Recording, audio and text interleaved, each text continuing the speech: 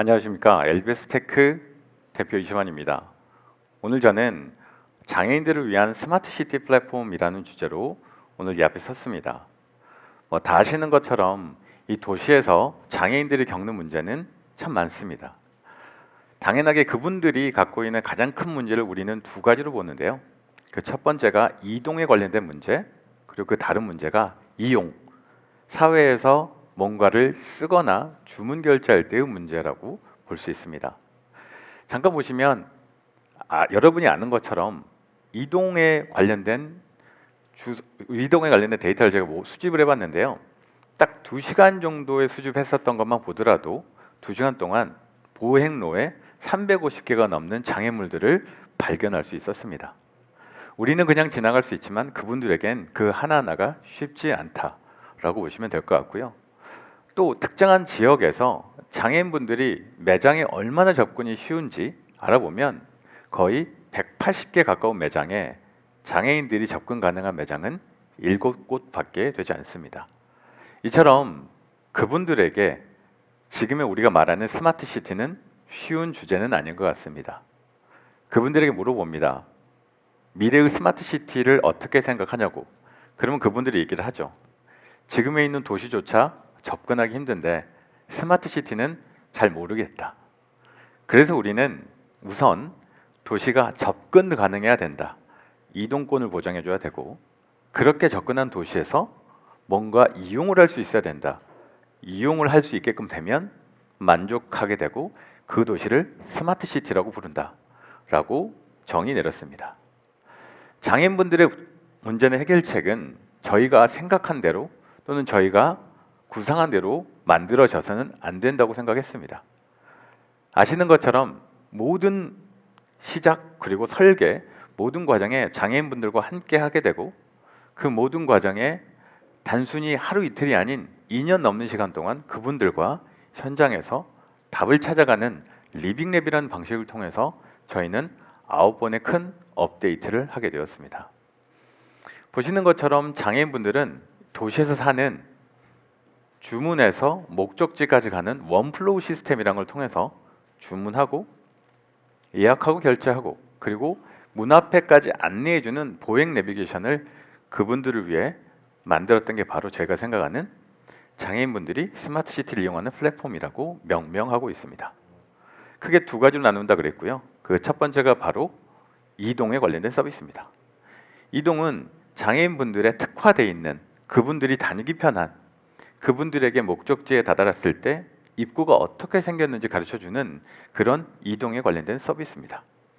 단순할 것 같지만 그분들에게 문의 정보를 알려주는 것, 그리고 그분들이 자주 가는 정보를 공유해주는 건 엄청나게 큰 가치 있는 정보입니다. 그런 형태로 정보를 만들어주게 됐고요. 또 다른 하나는 이용에 관련된 부분입니다. 코로나를 통해서 우리는 아주 많은 비대면이 생기게 되고 그 비대면으로 많은 키오스크가 올라오게 됩니다. 그분들에게는 또 하나의 장벽이 되게 되는 거고, 그건 역시 그분들에게는 또 다른 벽이라고 생각을 해서 매장 안에 들어가면 임의적으로 키오스크가 핸드폰으로 오게 되고 그분들이 평소에 사용하시는 소리로 주문하고 결제할 수 있도록 했습니다. 그래서 우리는 데이터를 수집을 하게 되었는데요. 대부분의 이런 어플리케이션들 갖고 있는 한계는 바로 데이터를 지속적으로 모으는 게 힘들다였습니다. 그래서 저희는 여기에서 장애인분들이 직접 스스로가 보행로를 모으고, 그리고 고령자분들이 실제로 사진을 찍고 이동을 하면서 보행의 환경에 필요한 장애물들을 수집하고, 일반인들의 인식의 개선을 통해서 이렇게 봉사 형태로 데이터를 모으는 것, 결론은 사용자가 주도적으로 데이터를 모아야 이게 지속 가능하다는 걸 알게 됐고, 지금 2년 동안 이 사업을 하고 있습니다. 단순히 모으는 것에서 끝나는 게 아니라 지금 우리가 갖고 있었던 보행로의 정보는 쉽지 않습니다. 자율주행이나 여러 가지 4차 산업으로 일반 도로에 관련된 기준은 많은데요. 우리나라에서 보행로에 관련된 정보는 그렇게 많지 않습니다. 기준 역시 부재하고요. 그래서 저희는 그런 기준을 찾고 인공지능의 기술로 분류하고 가장 효율적인 카테고리를 통해서 도시관제까지 만들고 있습니다. 자, 저희는 크게 이걸 아이디어가 아니라 사업단으로 성공시켜야만 이게 사업으로서 또는 임팩트로서 값어치가 있다고 생각을 했고요. 그래서 서울에서, 성남에서 시각장애인과 지체장애인들의 대상으로 실증 사업에 성공을 했습니다. 그것을 기반으로 세종 스마트시티 프로젝트와 부산 에코델타 시티 프로젝트에 교통약자와 또는 장애인들의 특정 집단에 관련된 서비스를 실행을 하고 있고, 세종시에서는 지역 화폐를 통해서 주문하고 결제하고 예약할 수 있는 시스템까지 완료했습니다. 자, 저희가 생각하는 매장은 이랬습니다. 저희가 여러분들에게 공유를 드리자면, 일반적인 매장에 장애인분들이 같이 가는 매장을 한번 만들어 보실까요? 그러면 처음에는 다 좋습니다. 좋은 일이니까요. 그런데 생각보다 이런 사업이 지속성이 있지 않습니다. 왜? 도와줘야 된다고 하니까. 오늘 제가 말씀드리고자 하는 게 바로 이 부분입니다. 임팩트는 도와주는 사업이 아니라 이 사업이 단초가 돼서 다른 형태의 비즈니스라고 이해시켜준다라고 공유를 해야 된다고 생각합니다. 보시는 환경은 저희가 매장에 시각장애인이 접근할 수 있도록 매장 인프라를 바꾸는 현황입니다. 매장의 보도블럭, 점자블럭, 입구와 소리로 그분들이 듣고 GPS의 부족함을 소리로 인지할 수 있고 매장 내부에 교육을 시킵니다. 처음에는 도와주고자 했었던 사업이 종래에는 실증이 끝나고 나면 30개 매장 중에 가장 최고로 높은 매장은 매출을 27% 이상 상승한 걸 볼 수 있습니다. 시각장애인은 도와주는 대상이 아니라 고객입니다. 어떤 고객일까요? VIP죠. 조금 더 고민하고 신경 써야 하는 고객입니다.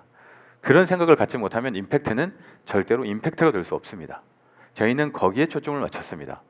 다른 형태의 고객이고 그 고객을 어떻게 응대하는지를 알려준다. 재미있는 건 시각장애인분들은 작은 매장을 다니십니다. 왜? 큰 매장보다는 그 작은 매장을 선호하게 되고 그분들은 단골이 되게 되는 거고요. 그렇게 해서 우리는 다른 형태의 손님들을 알게 되고 배워가게 됩니다.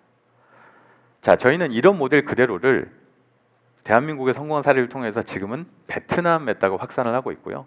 베트남의 10군 지역에 저희와 똑같은 형태로 단순히 카페뿐만이 아니라 미용실, 여러 가지 형태의 다양한 형태들과 제휴 그리고 예약 서비스를 진행하고 있습니다. 오히려 보행 환경이 훨씬 우리보다 어려운 나라에서도 우리가 갖고 있었던 기술과 실증을 통해서 성공이라고 하는 또 다른 그림을 그리고 있고, 그게 지금 H1 드림과 함께하는 실증 사업의 기간 안에 이루어진 일들입니다. 저희는 이렇게 생각을 합니다. 저희가 처음에 시각장애인이나 장애인 쪽으로 일을 했었을 때 아주 많은 분들이 돈이 안 되는데 어떻게 계속 하실 수 있겠어요? 참 좋긴 한데 라고 얘기를 하셨습니다. 그때 제가 무슨 얘기를 했냐면, 결론은 보행로라는 정보는 엄청난 돈이 된다. 그리고 그 정보를 지속 가능하고 어떤 형태로든 관제할 수 있고 관리할 수 있다면 그거는 그 무엇보다 큰 비즈니스라고 얘기를 했습니다.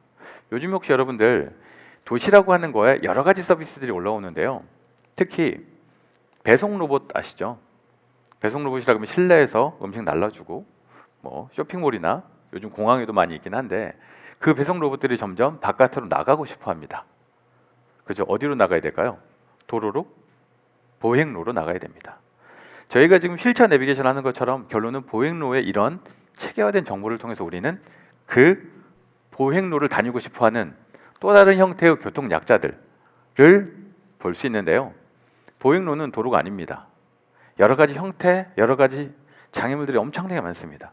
이런 것들을 공간에 관련된 정보를 설계하고 그분들 그리고 그 객체들이 같이 정보를 공유할 수 있는 퍼스트, 라스트 마일리지를 할 수 있는 건 결론은 보행로에서 시작을 하게 됩니다. 자율주행이 넓어질 거고 휠체어를 타신 분들이 언젠가는 자율주행 차에 올라와서 내리시게 될 겁니다. 어디서 내려야 될까요?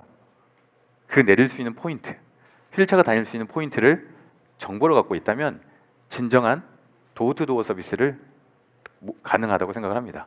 그런 도시를 꿈꾸고 단순히 아이디어가 아니라 단순히 기술만이 아니라 기술로 그분들과 함께하고 동행하고 우리가 생각하는 스마트 시티를 이루어가겠습니다.